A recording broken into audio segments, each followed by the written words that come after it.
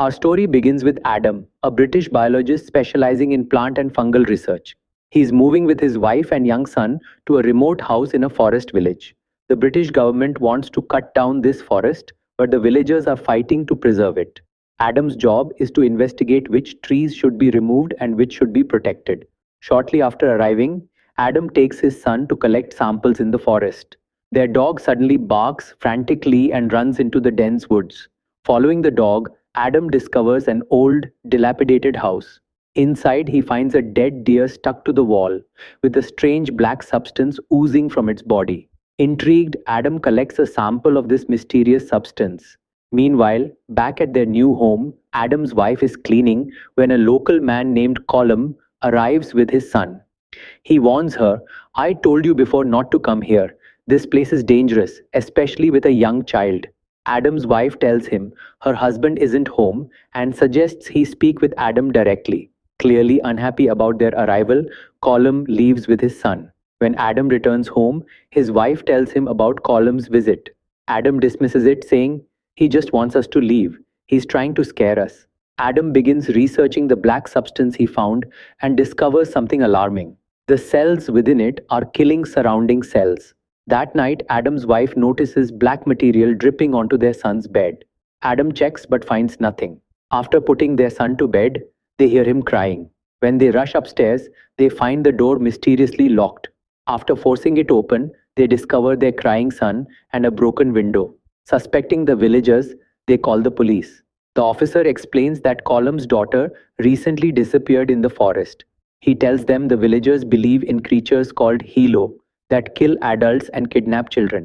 Colum is just trying to warn you so your son doesn't disappear like his daughter did, the officer assures them. As for the broken window, you're in the middle of a forest, probably just an animal or bird. Adam remains suspicious of Colum. While taking photos of the broken window, he notices something in the darkness behind him. When he takes a picture with flash, the image reveals a demonic creature. At that moment, his dog starts barking toward the storage room, but Adam finds nothing there. The next morning, Adam takes his son to buy a replacement window. The shopkeeper warns him, new windows won't help, you need iron grills. Adam doesn't understand but buys the materials anyway. On their drive home through the forest, the car suddenly stalls. Opening the hood, Adam discovers the same black substance spreading across the engine. While cleaning it off, someone shoves him into the trunk, trapping him inside while his son remains alone in the car. At home, Adam's wife finds black, skeleton-like material among their son's clothes. Colum appears again, warning her they must leave, and leaves behind a book before departing. Adam regains consciousness in the trunk and manages to tear through the car seat to rescue his son. He notices dangerous scratch marks on the car, suspecting Colum. Terrified, he hurries home with his son. Night falls and the power goes out, followed by strange noises. Adam calls out, I've called the police, get out, and fires his gun toward the door. Finding nothing, he opens the book Colum left. It contains supernatural information he doesn't understand. We need to leave, Adam says, but our car is stranded in the forest.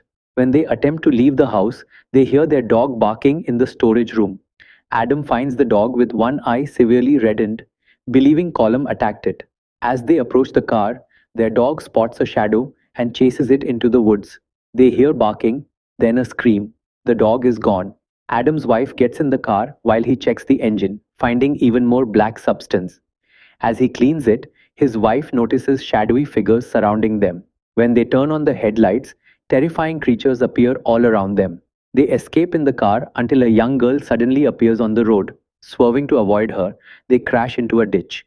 Abandoning the car, they flee back to their house, finally understanding Colum's warnings. The forest is home to dangerous creatures called Hilo that only attack in darkness. Looking through a peephole, Adam is attacked and his eye is injured. He hides his wife and son in the attic, knowing they must survive until morning when the creatures will retreat from daylight.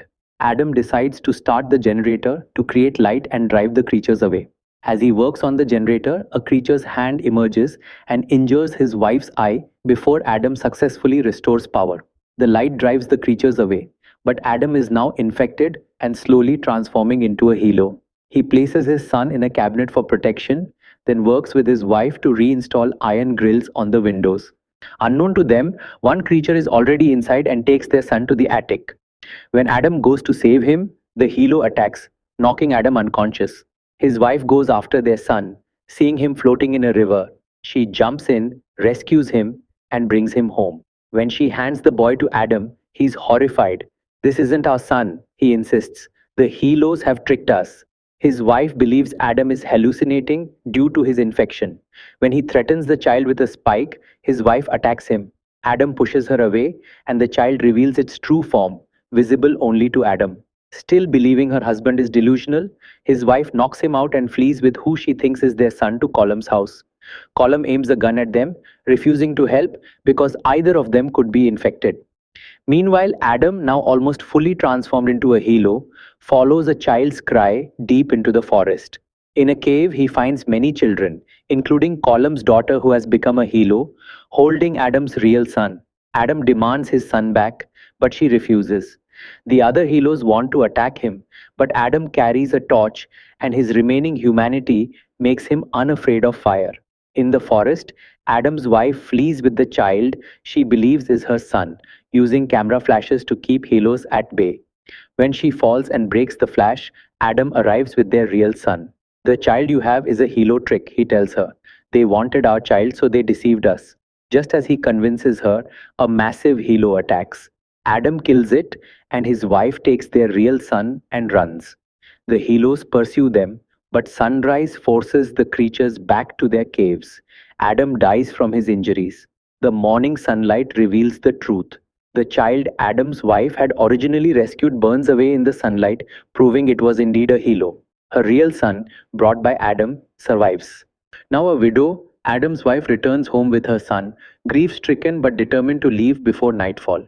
In the final scene, we see workers cutting down the forest, but many trees contain the black substance that causes the fungal infection that transforms humans into helos.